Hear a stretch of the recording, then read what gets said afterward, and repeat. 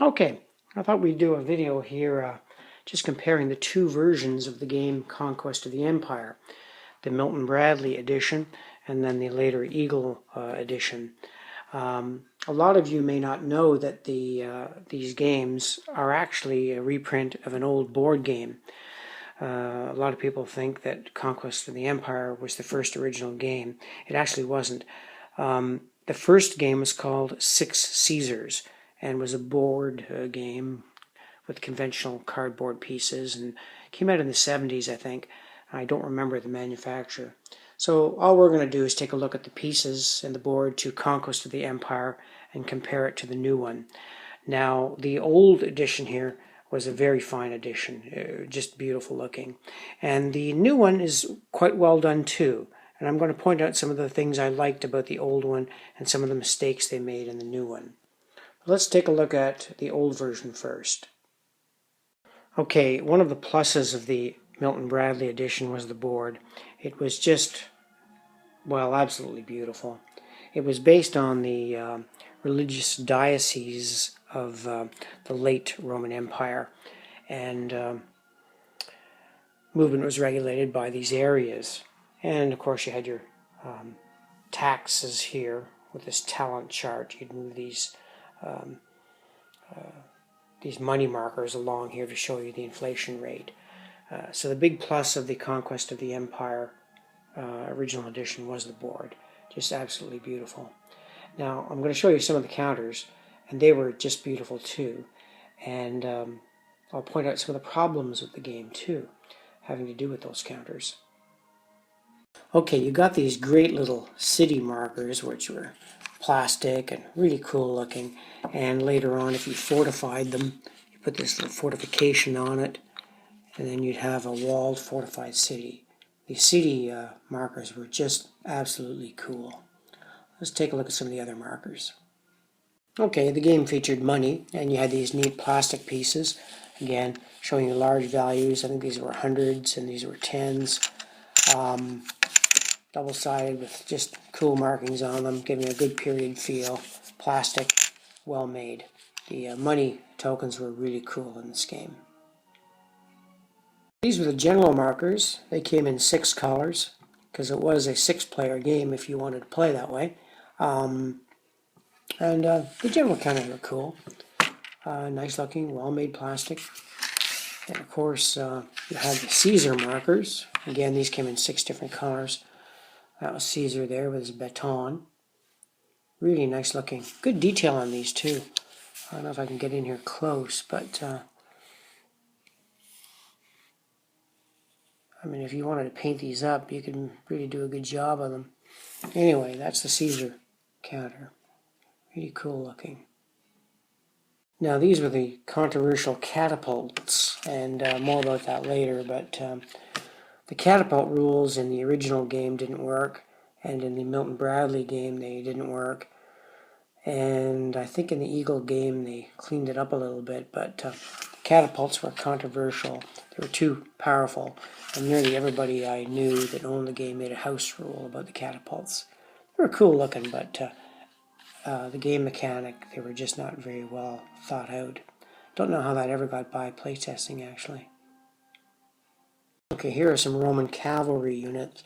Now I might point out something about the pieces in the Milton Bradley version. They were made from a very, very stiff plastic and not bendable at all. And I don't think I ever saw one game where every single piece was 100% intact, because there was lots of small little pieces, and these spears were often broke off. Sometimes the horses would lose their legs, so you'd have to glue them down. The plastic was very, very brittle. And the same was actually true of the infantry cohorts. Now there's an intact one there, but after a while, after storage in the boxes, many of the little spears kind of broke off. So you had to live with that. They were neat looking counters, but the plastic was very stiff, and many of them actually ended up being broken. Now the fleets were kind of cool too. They were kind of like, I don't know, that'd be a trireme or a quinquireme, I guess. Anyway, you got those in various colors. And the naval rules were kind of neat. It was just a nice looking eye candy kind of a game. You got these control markers too, all of different shield designations, so people could designate what areas they control. They were cardboard. They were the only pieces in the game that were cardboard. Problems of the game was counter clutter. If you had to put, let's say this was an army, and this is a small army, by the way, consisting of 1 legion, onto the island here of Crete, it got a little busy, one might say, especially if you had enemy units here in Achaia. Now, this wasn't a problem when you were in a larger province like Italia or something like that. You could spread them out fairly well. But it became very much of a problem when you had to put some of these units on small islands like Corsica or Sardinia. So counter clutter was particularly bad in this game. The map should have been bigger to accommodate these pieces. And we'll see how Eagle Games tackled that problem later. Now, I noticed that the Axis and Ally games have that same problem. Counter clutter just kind of, I find, just destroys the look of those games. They just look so ridiculous with so many pieces stacked in such a small area. And this game suffered from that in spades. And yet this was a very good game to play. It was a very good multiplayer game. It wasn't that good as a 2-player game, by the way. It just didn't work as well when you play 2 players. I'll just show one of the charts you get with the game, which explains all the unit pieces there. I won't go into the game itself. Most of you who would be watching this video have probably seen other videos on Conquest of the Empire. There are several out there. All I'm trying to do here is show you the differences in the 2 versions. Now, the rules were not complicated. There's your rule booklet. It was black and white, had illustrations. It's a very straightforward game, easy to learn. Like I said, the only thing that destroyed the game, which was just quite silly, was the catapult rule. They were like tanks. They just destroyed everything in sight. And everybody I know made a house rule. One house rule you could put in is, we just put it that catapults were only good against fortified cities. That made it okay. Or you could make a house rule where you're only allowed to build 1 catapult per army, or 1 per legion, something like that. You could get around the catapult rules. It wasn't a game breaker, but you certainly had to make a house rule for it. So that's Conquest of the Empire, the Milton Bradley version. In general look and quality of pieces, I give this like a 9. I think it's just a very, very good game. It's too bad the board wasn't a little bit bigger to accommodate the pieces. But if I was rating this for components, I'd have to rate this a 9. So let's take a look at the Eagle Games version. Okay, now that's the new board by Eagle of Conquest of the Empire. I've put the other one on top of it so you can get an idea of the difference in size. They did make it much larger, but it is more square than the other one. The other one was more rectangular. So one would think, well, okay, they made the board much larger, and that will improve all the stacking and counter clutter problems that were in the original. Fortunately, that wasn't the case. Now I'll remove the other map, and I'll try to show you why that wasn't the case. Okay, now I'm going to show just some of the green pieces for the new edition, and you're going to be able to see why the new pieces didn't really fix the problem in conjunction with the new map. Let's take a closer look. Okay, and there's part of the problem. You see, in the new edition, they made all the pieces larger. Now, there are some improvements. The plastic in these pieces is the kind of the bendable type. You can bend these and they don't crack or break. So they were more durable than the original ones here that Milton Bradley had. But you can see they're much larger. So I'll try to show you the same scenario there by putting an army on Crete, and you'll see the problem wasn't really fixed. So you see there's a typical legion again on Crete. We're kind of right back to square one. Now if we were to move these into Achaia, well, you've got a bit more room. But again, I'm just showing you a case with only one legion. Most armies in the game are actually several legions. Again, if you put them on Sicilia here, it gets pretty crowded.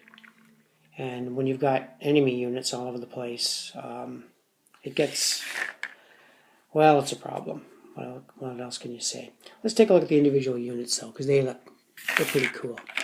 Now, the catapults in this one are cool looking, too. They've gone with the Onager style catapult. They're actually two pieces, and they actually move, which is pretty nifty. They've done a nice job on these. That's the catapults. That's your Roman legionary infantry. They've done a legionnaire of the later Roman period. You can see the helmets here are different and the shields. They're all one piece, durable plastic. Very well done. I find you had to sort of shave off the bottom of the stands a bit because a lot of them fall down. So that's infantry. There's your cavalry. There's something about them that bothers me. I don't know. They're okay, but I kind of like the other ones better. The fleets, I mean, wow, they are cool. Got a very detailed trireme or bireme there, or quinquereme or quadreme, I'm not sure which, but anyway, certainly looks Roman. And let's take a look at the leader counters. They're alright. He's got a big sword in his hand, the gladius. And let's take a look at the Caesar counter. That's the new Caesar counter. He looks pretty cool. That's based on a statue of Augustus, if I recall correctly, although that's certainly not Augustus, the head anyway. But Caesar counters were kind of cool.